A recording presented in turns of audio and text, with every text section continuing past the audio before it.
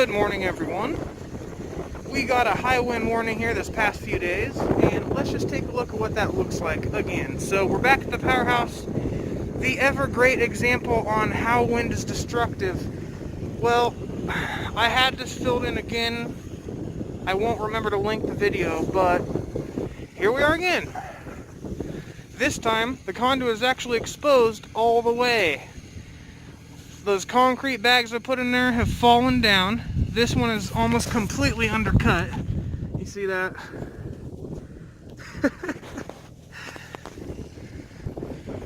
I have a solution.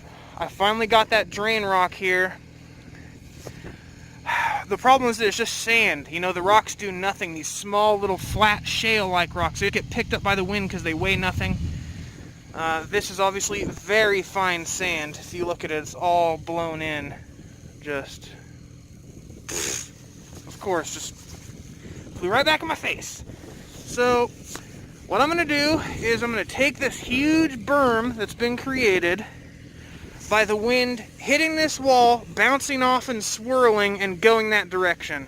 The wind comes exactly from this angle, and so it sits here swirling, lifts all this sand up, and eventually moves on.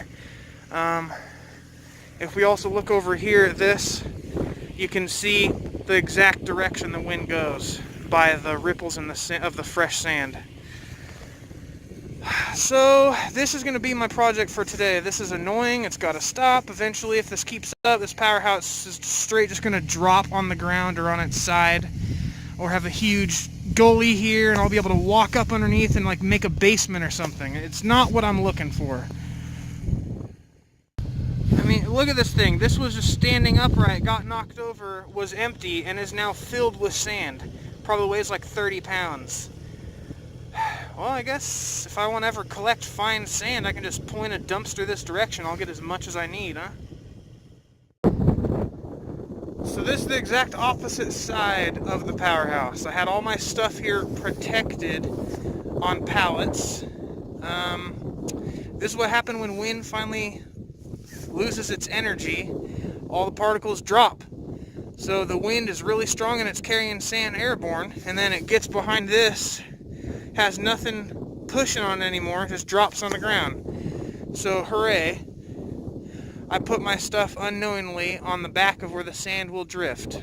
So I'm going to have to call some archaeologists to retrieve all my stuff.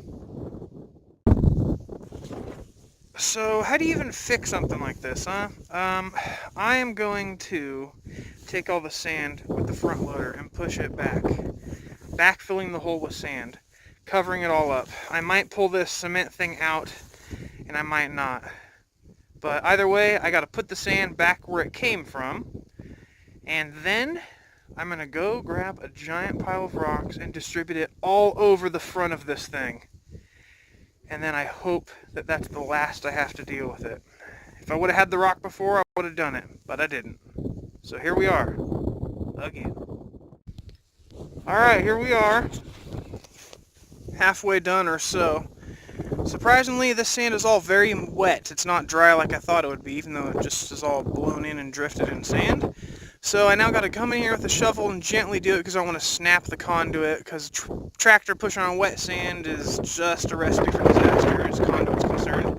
So I'm just going to try to flatten this stuff out a little bit, like right here, and then come back in with the rock and see what we can do. Alright, 5-second thing on tractor safety. I was finished, went to drop my bucket. I saw this container of bleach here, but didn't move it like 10 minutes ago. Guess what happened? Boom, right in my eyeballs. Whole container of bleach fissured. No idea how, but it shot up a huge stream of bleach right here, past the tractor bucket, past all these arms, right into my face, like right here. So, thankfully, there's just 2 totes of water. I ran to the water, flushed my eyeballs.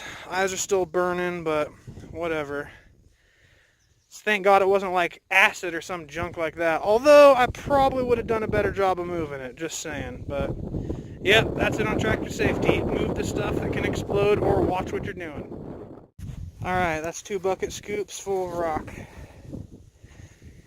If the wind lifts this up, I got a huge problem.